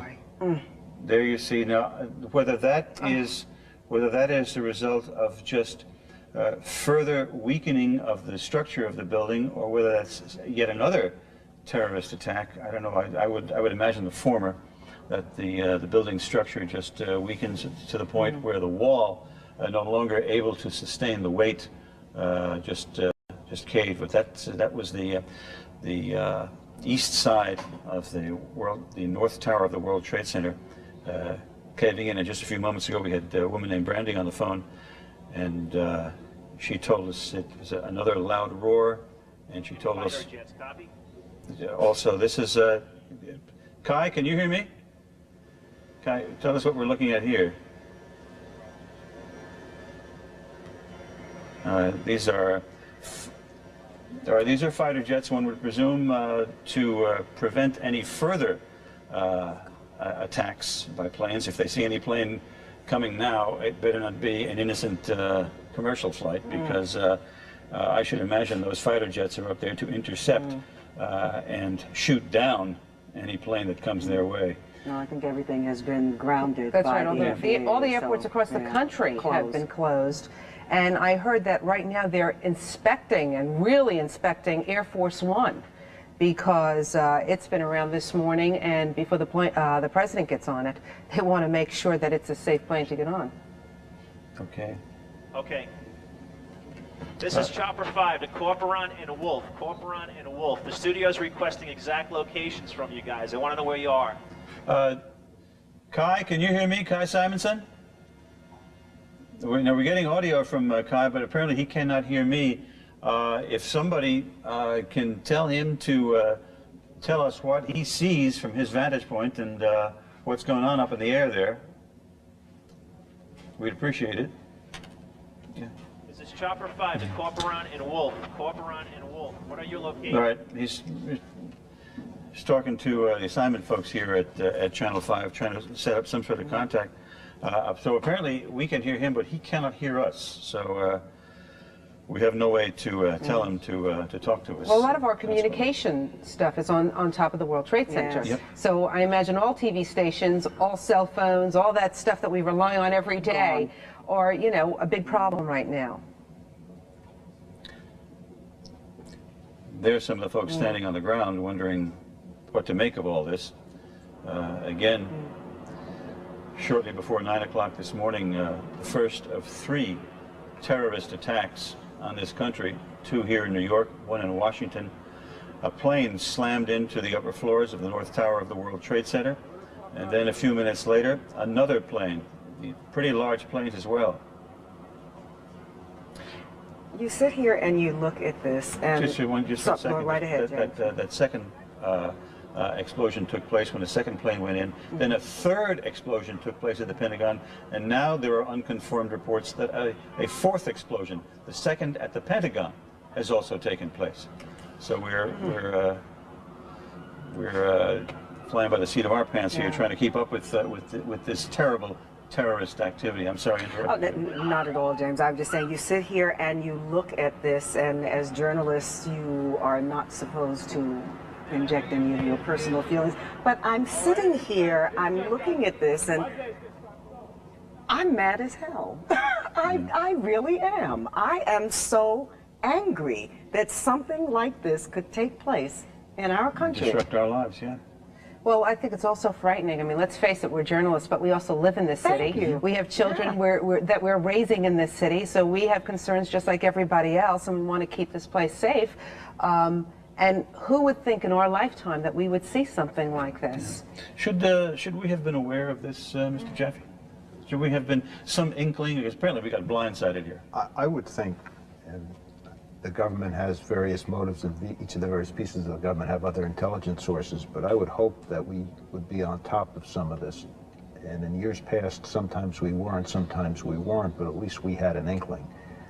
It seems to me one of the things we have to do is to increase our intelligence gathering faculties domestically as well as overseas, especially domestically. And that may frighten some people because they don't want to have their rights compromised. On the other hand, we have to give up something in order to be safe. To the extent that they've accomplished our becoming fearful and you becoming angry, they've created a situation we have to rectify, and we have to do it quickly. Do you think the FBI is going to come under a lot of fire for letting something like this slip? This obviously seems like a well-planned attack on New York and Washington, and we don't know. Allow me to interrupt you, please. This is Rick Leventhal with Fox News Channel. The smoke is obviously cleared somewhat. Ma'am, she's with DCPI. Can you talk to us for just a second? Bring us up to speed. Obviously, people have their hands full out here. It's not easy getting anyone to talk. Yeah, tell me where you were. What happened? What did you see? What did you hear? First, I went on Canal Street. I saw the fire. I saw the two buildings. I think it was a bomb because it's two of them. Anyway, when I got there, I tried to save people because I'm a doctor. When I tried to save people, the moment we heard a big explosion coming down, everything just went black. Everything came down, glass started popping. People got hurt. Stuff went on top of them, and it was a big explosion. And everything got dark, real dark, like snow. You can see behind me. Oh, this is not snow. This is all from the building. It was a terrible nightmare. Where exactly were you standing when this happened? I was standing right in front of the World Trade Center. So you were down the block here? And Right you there came in the running middle. this way? Right, yeah. Did you get hurt at all? No, not me. Did you see anyone around you getting caught up in it? Yeah, I was with the firemen. We got hurt. We all went inside to this dark. We was inside the building when everything happened, but we came out alive. What's your name? My name is Dr. Angel. Were you able to assist anyone before this happened? Yes, I did. I help a lot of patients. A lot of them. Well, there are a lot more people that need help now. Need help, so yeah. if you're capable, maybe you should. Yes, I'm gonna go back. I lost my ID, but I try to go back. Yeah. All right. Well, thanks a lot for All talking right. to us. We can you talk to us for a second? Jesus, just. Huh? I saw a trade center down. Well, tell me what you saw. All right, I was coming down 6th Avenue, running down to meet this truck. Pat Muskoff. Fox News engineer. Go ahead. Go ahead. Start again. I'm coming down 6th Avenue. All the people traffic was running up. And I'm looking up, I'm trying to call the station, trying to find where we are. And I look up and the tower just starts crumbling down. And everybody in the street just stops and started crying and bawling. And I'm standing next to a fireman, he said, yeah, they just bombed the Pentagon too. So that's basically where I saw. Then I came running down here. Traffic's not allowed past Warren Street. And you see what's here. Do you know which of the two towers? The one without the main antenna on it. The second one that was hit. That's the further south? This more southerly tower? I think it's Tower 1. I'm not too sure the exact. And you actually saw it from the top down collapsing? I saw it come sideways like this. It just collapsed in on top of itself. It was amazing, but very upsetting to watch the whole thing come tumbling down. So we all thought it was another explosion, and we looked up. Instead of being two, there's one. Just an unbelievable scene here. It's almost difficult to describe what's going on here. It's unbelievable. You can see that we have one World Trade Center completely engulfed in flames. The upper floor is completely engulfed in flames. Two World Trade Center has collapsed. It collapsed, I guess, about 15 minutes or so ago. We had two planes, as you've been hearing. One plane hit One World Trade a short time ago, I guess it's going back about 45 minutes to maybe to an hour or so ago. And then shortly after that, another plane. We actually witnessed the plane coming up the East River, and it seemed to be getting dangerously close to World Trade, and we thought that it was going to hit, and it did in fact hit. We saw the explosion and all of the debris flowing down toward the lower Manhattan there, and it's just incredible how right now what we see on the ground down here is that the entire area of lower Manhattan right now is completely engulfed in a big black cloud of smoke. Now we did have some people down there that were shooting some tape for us. They said that the entire area is completely engulfed in smoke right now. It's very, very difficult to see at this point. And right now our concerns in terms of what we're doing up here is that the area, as we understand it, has been sealed off. The airspace has been sealed off. So they are not allowing people to come in and out of the airspace at this point. We are able to stay here right now, but no commercial traffic is being allowed to exit or enter the airspace right now. And we did hear some reports that there were hundreds of people. We did hear reports that there were hundreds of people, if not more, on the ground that were injured. There are obviously numerous casualties involved in all of this. Now, in terms of flying right now, our concern right now is just basically keep an eye out for any planes, any suspicious planes that enter the airspace. Right now, by definition, any plane that we see enter the airspace, if it's not an American fighter jet, which we have seen, or if it's not a news helicopter or a police helicopter, is suspicious at this point, and we need to get out of their way. 77-4 in One World Trade. You were in the building? Yes. We did not see the debris hit anything specific on the ground because we are being kept at a distance right now. We're being kept at 3-4 miles away. Actually, I'm being told now by my pilot we're being kept at a minimum of 5 mile radius of the World Trade Center. That is for our own safety and also for the safety of the people on the ground.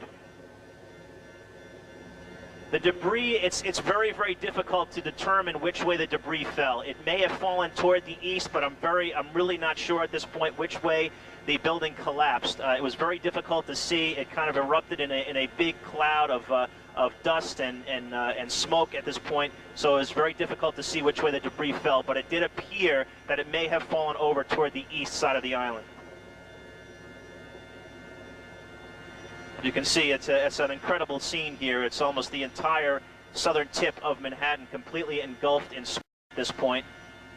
And we are told that it is virtually impossible to see down there. I can only imagine what emergency crews are going through at this point, not being able to see, trying to fight a fire. Right now it's just kind of a moot point. Basically, I would think that right now the priority is just to preserve life at this point. The fire continues to burn at the top of One World Trade. Two World Trade, as I told you a little bit earlier, collapsed, and it appeared as though it was collapsing over toward the east side of the island, but that has not been confirmed. I can't be sure of that completely. But just an incredible scene out here. It's really almost difficult to describe.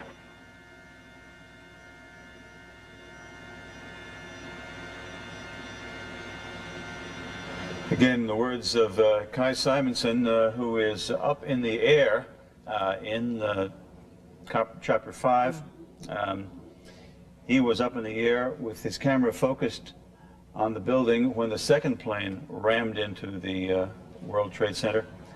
And it must have been quite a sight for him and quite an experience. So Jim, I'm told Mario Boscas, excuse me, Rosanna, but I'm told Mario Boscas is on the phone from Beth Israel Hospital. Mario? Hello, Jim. I'm at Beth Israel Medical Center, as you said, in downtown Manhattan. On the east side, along with Bellevue Medical Center, has become a staging area to receive the injured, the victims from, of course, the World Trade Center situation, the tragedy that took place there. We are seeing many ambulances pulling up with people coming on wheelchairs and stretchers, bandaged about the head and arms and legs. They don't appear at this point to be major injuries, but they appear to be stunned as they're taken out of the hospital, out of the ambulance into the hospital. We understand Bellevue at this point is also receiving people, doing triage there as well. Again, Beth Israel and Bellevue taking in victims apparently from the World Trade Center. In addition, Jim, people on the streets, I can tell you, along First Avenue walking around totally stunned. The TV sets in some shops are turned on loud, pointed out toward the streets as people come out of their apartments to watch these developments as they unfold. But again, at Beth Israel, they have many ambulances that are standing by to go to the area. We also understand Beekman Hospital is where many of the injured. I was running my way there to try to get coverage there when I stopped at Beth Israel to get the situation here. And as you might imagine, medical personnel are running around the area preparing to take in more victims. I'm sure they will. By the way, I should tell the viewers, Mario, that you're looking at the picture on Fox News Channel. They have a reporter on the ground. Perhaps we could listen to that interview. It's in the World Financial Center. Right across the street. World Financial Center is right across the street from the Marriott Hotel. And when we were walking by, you look at the Marriott Hotel, I don't even think it's there anymore. So, well, I don't know what else to ask you. It's just an incredible story. It's just horrible. It's an absolute shame. Do you think you know people who were on the floors that were hit? You just pray when they evacuated people. Unfortunately, they evacuated people both sides of the World Financial Center. I don't know if if you're talking talking about the other side. We were by the water, by the ferries and Moran's in that area. You just hope the people on the other side, they've actually evacuated them out, and that's the fear, I guess, with this building here. You just see the fire, like 20 stories. You're worried about the building giving out, and it did. How far away from the building were you when it collapsed? I was right by where the people get on for the ferry, right next to Moran's, to the right of Moran's. So 10 blocks, 20 blocks? 10 blocks away. And then there was a decent crowd, and that's when everyone just dispersed. Thanks for talking to us. Thank you. I appreciate it. What's your name? All right, Rick Leventhal. Where are you from? With Fox News Channel. As Rick Leventhal continues to report from the streets of Manhattan, as this devastation occurs and continues to unfold, and you can see on the right-hand side of your screen, there is only one. Can they hear? So there you're listening to the Fox News Channel, their coverage of the catastrophe. But I must say, and I hate to say this, but we had eyewitness reports earlier on that the World Trade Center being 110 stories high, there were people who were falling from the windows and who were jumping. Let's listen to this interview from Rick Leventhal. I thought the building was going to topple over. It was going so. Well, one of them did. One of them did. We were in Tower 1. We made it out. Well, you're a lucky man. Thank you very much. Okay. Thanks. All right. Take care. Clearly, this is a nationwide catastrophe, but folks... Rick Leventhal talking to several eyewitnesses down there. That looks like another gentleman. Call your loved ones. If you have any other way, perhaps email. If you have any other way of contacting we're not listening to the interview on Fox News Channel, so we'll come back. James, can I just step in 1 second? We do have reports that the State Department has been hit. So virtually every important office building in Washington State, Treasury, too late for the Pentagon because the attack has already hit there, but that is being evacuated as well. And we should mention that the New York City Fire Department is appealing to anyone who's off duty or on vacation. Please, if you're a fire person, please report to work immediately. They need your help. Obviously, after we saw the planes hit the building, we kind of thought everything was over. It's not over. The one tower has collapsed. People on the ground are getting hurt, if not killed. The story just seems not to be anywhere near ending. Well, listen to this. Flying out of the sky and you can't do nothing about it. You tell me. You tell me what you think. I mean, my heart's in my mouth. I mean, I pray for these people. There's no words to describe what's going on out there. I mean, you see bodies just coming a half hour later, still coming out of the goddamn sky. Devastating. Devastating. I can't imagine anything worse than this. There's got to be... I can't imagine. Everybody on the plane must have died. The floor, I got friends of mine on 104th floor, friends on other buildings. I just spoke to one of my friends a half hour prior to that, getting ready to go upstairs to go to work. It's devastating. I mean, I've seen a lot of construction accidents. I've seen a lot of bad things happen. Never seen a jet fall out of the sky into a building, no less once, but twice. Devastating. I want to bring into the conversation... we'll just add to what that gentleman said, that there is reason to feel that way, because he mentioned that the plane must have been fully occupied. We're told that there were 158 passengers and a crew of 9 or 10 aboard that plane, so that's just for openers, a number of people killed. And again, we've had eyewitnesses telling us that people were falling from the upper floors, were jumping out the upper floors in apparent panic. So it is, by any stretch of the imagination, a terrible, terrible tragedy. We're also told that an organization that calls itself the Democratic Front for the Liberation of Palestine is claiming responsibility. Now, do you wonder if they have any connection to Osama bin Laden? I've heard that they don't. I don't know. I don't know I've if never heard that's of that been outfit confirmed. before. Right. Have you heard? I've never heard of that outfit before either, but I wonder if they have any... Front for, yes. Right. No, the name is familiar. I have heard the name mentioned before. But I believe they don't have any connection to Osama bin Laden. But you know what? This is all unconfirmed right now. I think what goes through your mind is, how did this slip past the FBI? How did this slip past the FBI? With all these different attacks in 2 different states, maybe our expert here. The FBI, what does the CIA do? The question you raised before we went off and saw some of the interviews was, would they be criticized for it? And the answer is, hindsight's always wonderful to say what we should have done, and probably they and other intelligence gatherers will be criticized. What you have to do, if you want to stop this, what you really have to do is infiltrate these organizations very early on. You can't put somebody in once it happens. You have to put them in, as the city police did years and years ago, and let them come up through the ranks. And that was stopped. Courts said you can't do that because we have to protect rights, and we don't do it. And what we have to now rethink and rebalance is what kind of restrictions we're going to suffer, which we have to in order to stop this. You can't take a person or stop a person from committing suicide. That gets proved in all over the Mideast every day of the week now, it seems. But we ought to be able to better restrict and better confront the people who are causing this, and we're not doing that. Well, short of changing the Constitution, how do you go about it? Well, you don't have to violate the Constitution necessarily to find out what people are doing. There's a right of privacy and there's an expectation of privacy, but that doesn't mean you can't have people infiltrated to groups. It means you're going to have to spend a considerable amount of time, effort, manpower, womanpower getting into these groups and gathering intelligence. And it means you're going to have to give up some of the things that the Constitution may or may not protect, but you need to do in order to protect people. A friend of mine works for the FBI. He's, you know, out in the field. He's an agent. And he tells me all the time that he's on surveillance outside people's houses who are known terrorists or possible terrorists. And they're constantly watching these people. So what I'm asking again is, how did this slip by? I mean, we can say, you know, 20/20 hindsight, but this was obviously a synchronized planned attack on 2 states. But are they watching the people in this country or the people in other countries? Oh my goodness, look at the screen. Goodness. Oh my God. Oh. Both towers down. Oh my God. I hope they evacuated everybody out of that area, because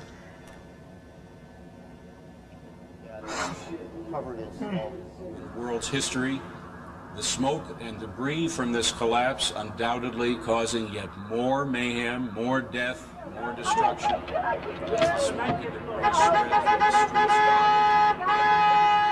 You're hearing unedited live sounds from the scene of that crash. The collapse of the tallest building in New York. one of the great symbols of New York, if not this country, if not the world, forever erased from our memory. No, I think it will always be in our memory, that's for sure, but definitely erased from our skies. This is just unbelievable.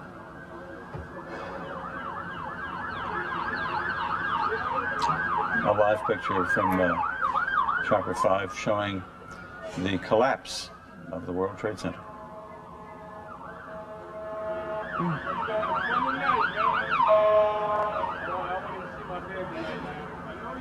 What do we do now? Mr. Jaffe, but what do we do now?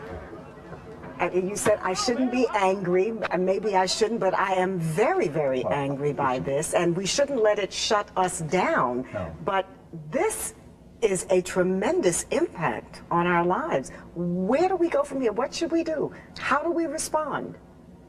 I think we take a very deliberate course of action, which may take a week, a month, a year, where we start to put ourselves on track to understand that we are the target in a war and we have to fight it, which means we have to make sacrifices to protect ourselves while we go on. And we have to dedicate some resources that we haven't so that this type of thing doesn't. This picture is surreal. It almost looks like we're frozen in time. This is what we have dreaded forever. We went through 40 years after the war with our not having any real domestic violence. And now it's caught us. And now we have to put ourselves in a position. And I understand, Mr. Jaffe, that this tragedy has not ended yet, because the Capitol Police in Washington are now reporting that a plane has been hijacked, and they fear it is heading toward the Capitol building in Washington, which, as we have reported, has been evacuated, but yet another clear symbol of our country and our government and our way of life. You also have to wonder all the police personnel and fire department who were called to Lower Manhattan to help the people in the Trade Center. Let's hope they're okay now, too, with this collapse of the tower. Yes, indeed. There were, I'm sure, plenty of rescue workers who were in and around that building. And with that collapse, I'm sure... What about the command center? More devastation. The command center. The command center is, I think, in Tower 5 of the World Trade Center. And there's no way of telling whether that's intact. One would suspect that looking at that picture there, that live picture, that the command center is not in very good shape either. And you have to wonder just how far this reached. I mean, you're talking about Wall Street is nearby, you know, a place that the world looks to. The gentleman who said that the Marriott didn't appear to be there. History, yeah. Well, his vantage point was around by the financial center there, which is ironically built on the. They're talking to me in my ear. All right, this is we have tape, I understand, a few minutes ago. This is the collapse as viewed from the ground.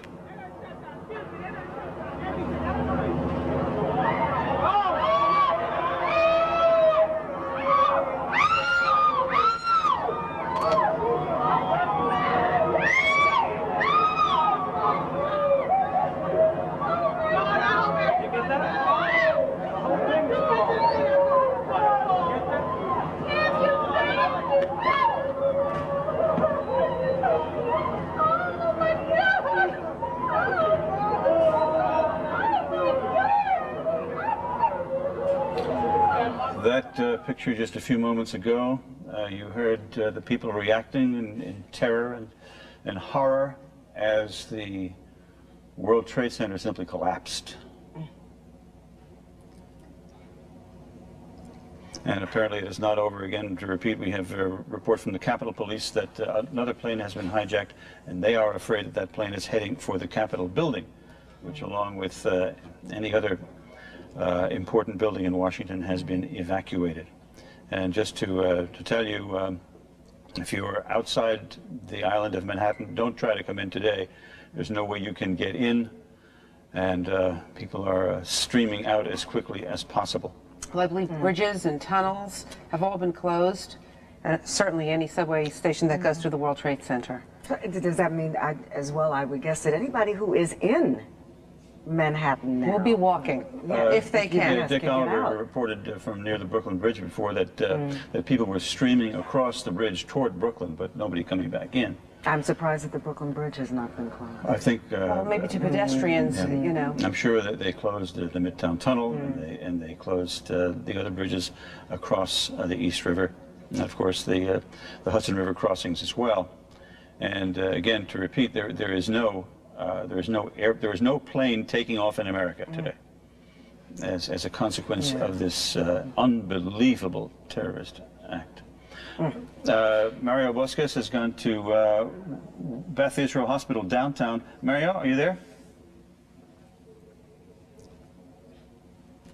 All right, Mario, at Beth Israel Hospital downtown, where some of the victims of this terrible tragedy are being taken. You would imagine that, my goodness, the carnage must be unbelievable. deaths may number in the thousands. I mean, the World Trade Center is the largest office building in this city, simply collapsed. You fear to even make an attempt at defining the enormity of this tragedy. I mean, not only the people in the tower, the people on the ground now you have to be concerned about. Sure, as you mentioned before, rescue workers there when the building collapsed some time after the initial crash. And I know my husband, who was like a few blocks away from there, was told around 9:15 to evacuate. I hope he got the heck out of there and came home on his way home. Rosanna, your colleague in the evening, John Roldan, is down in the newsroom right now talking about what's happening in Washington. John?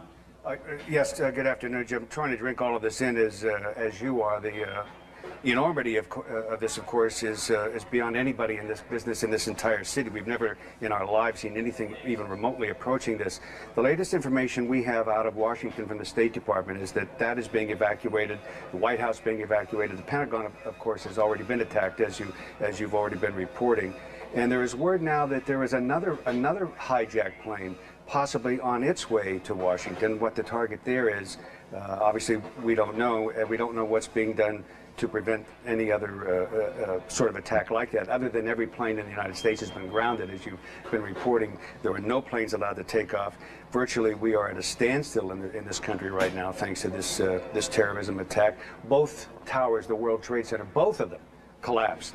God knows how many people were killed or injured then.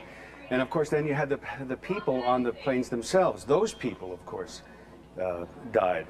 So again, the State Department is saying that they are evacuating much of Washington. Is the public buildings there being evacuated. Here in the city, the entire lower Manhattan, as you can see right there, the incredible devastation.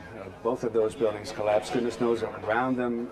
There were an awful lot of fighters, awful lot of police officers down there working at the time when those buildings went down. The people inside, the people around them. One can only hope that as many people as possible were evacuated and had gotten out of there. We've been trying to find out exactly what's going on with the city personnel who were in the command center down at the World Trade Center. There's a command center down there, and we don't really know what's happened to that, as far as I've been told. If anybody in the building who is on IFB who knows any more information about that or sees any more, please tell me, because that's a very important part of this entire effort, to try to coordinate life-saving and efforts to get people out of there. And we don't exactly know what's going on in that department, other than an awful lot of people are risking their lives right at this moment to try to save others. But as you can imagine, that's like a war zone down there. You'd have to be prepared with oxygen and everything else to be able to see through that, to get through that, to get people out of there. One of our field producers is at NYU Medical, and there was some type of explosion. She can't confirm. NYU Medical Center, there's been an explosion? She and our reporter have debris on them. That's all I know, and the phone, she hung up. She's going to try to call the information. So we have another report now of another, not an airplane, just some kind of a bomb went off at NYU Medical Center. So whatever is going on here is very, very coordinated. We would ask you and urge you, stay home, stay calm, don't panic, don't worry about anything. You're in the hands of the best life-saving, the police department, the firefighters in the city, best in the world. So a plane, we're told now that a plane went down in Pennsylvania, but we don't know anything much more than that. That a plane went down in Pennsylvania, we don't know where, and we don't know exactly what happened on that. But we will keep checking. As you can imagine, the news is flooding into us, and we're trying to get out to you best we can, bits and pieces. But again, I would just urge you, stay calm. All right, John, let me interrupt you if I may, because we have a further development. We're told now that from people in Washington that the Pentagon has undergone a partial collapse. As we've been telling you, the Pentagon was the third location struck by terrorists, and we understand that the Pentagon has collapsed at least partially. Mike Emanuel, are you there? Yes, I am. What can you tell us about this latest development? It's just been a crazy day here in Washington. I mean, it's one of those days where you run in one direction, hearing news breaking in one area, and then it seems like something's happening in a different area. we can tell you that apparently a jet has crashed into the Pentagon. Personnel in that immediate area have been evacuated. There have been some reports that possibly another plane may be heading in that direction. Again, it's breaking news, so things have been, details have been kind of sketchy, but we can tell you the United States Capitol has been evacuated, the West Wing of the White House has been evacuated. There are reports of a possible car bombing outside the State Department here in Washington, D.C., so it's been a wild news day here in the nation's capital, as it has been in your city, and so emergency crews are scrambling everywhere, and we can tell you veterans of Washington, D.C. have said for the first time they can ever remember they've seen military planes flying over Washington, D.C., patrolling the skies after the Pentagon was hit. Eyewitnesses saying that they believe it was a U.S. Airways plane that came in low over the city, hitting a portion of the Pentagon. We have not gotten any numbers in terms of injured or possible fatalities, but we will get to those as soon as possible. But simply a crazy day here in Washington, as it has been in New York. Mike, do you know anything about a report that we have here in New York that, according to the Capitol Police, a hijacked plane is en route to Washington now? We've heard that report as well, and then we've also heard people saying that that is not so, that that's an erroneous report. We're trying to get to the bottom of it, but as you can understand, with a situation like this, there's all kinds of information flowing around. It's kind of hard to confirm what is absolutely accurate and what is not. We can tell you we've heard that, and we're checking it out. We also heard that the Pentagon building itself at least partially collapsed. Do you know anything about that? We've heard that as well, that perhaps the southern portion of the Pentagon, part of that has come down. Have not got numbers in terms of who may have been injured or killed, but we can tell you it's an unbelievable scene here in Washington, something that none of us ever thought we would see, as I'm sure people in your city never imagined to see either. We can say the same thing here, John. Mike, that's for sure. Again, first the Pentagon, first the World Trade Center, one tower was hit by a plane, then another tower hit by a plane.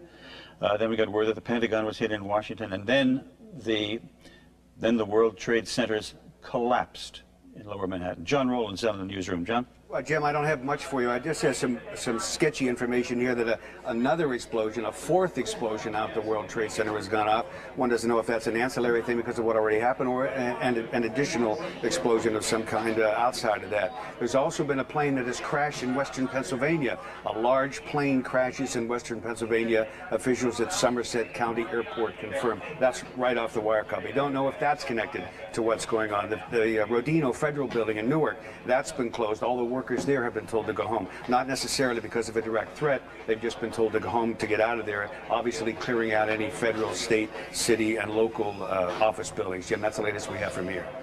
All right, John, I imagine, given the fact I'm hearing word from the studio.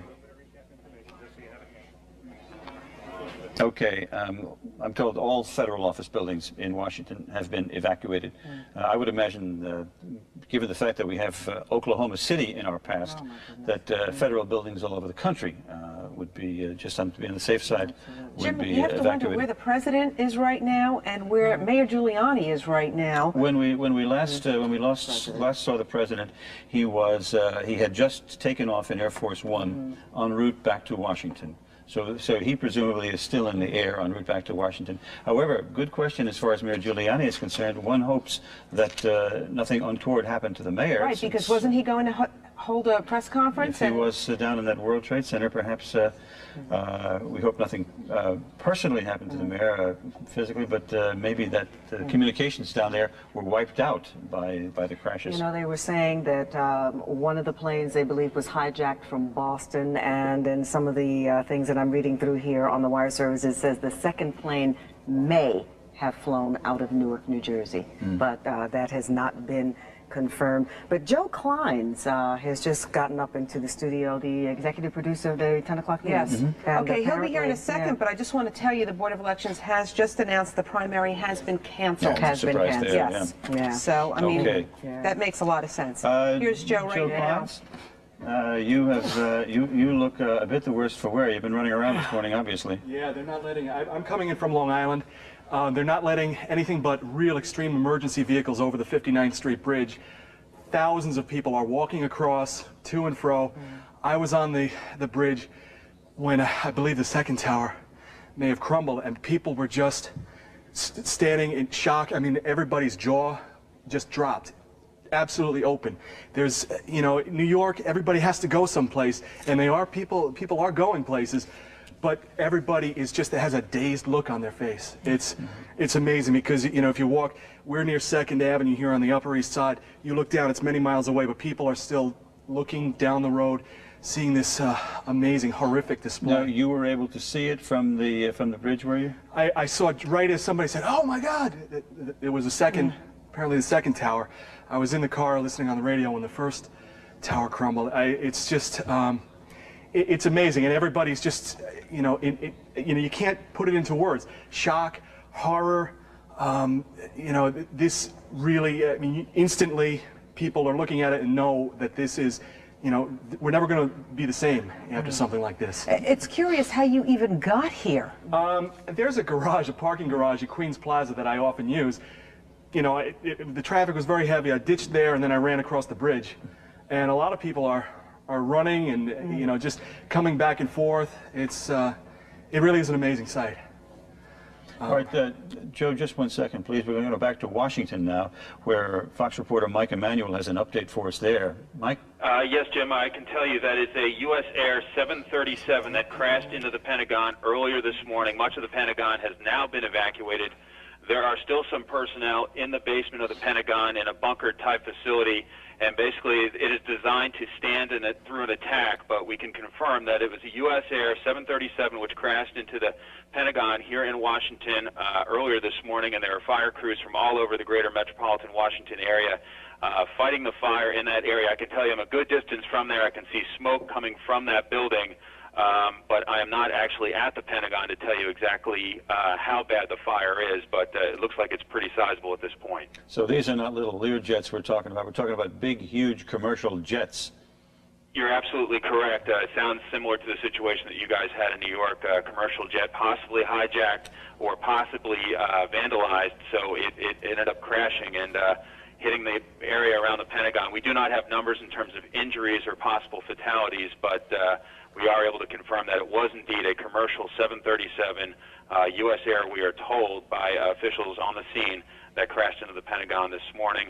But Pentagon officials the National Command Center at the Pentagon is still working. The rest of the building, though, has been evacuated. We're understanding a lot of the damage is to the outer ring of the Pentagon.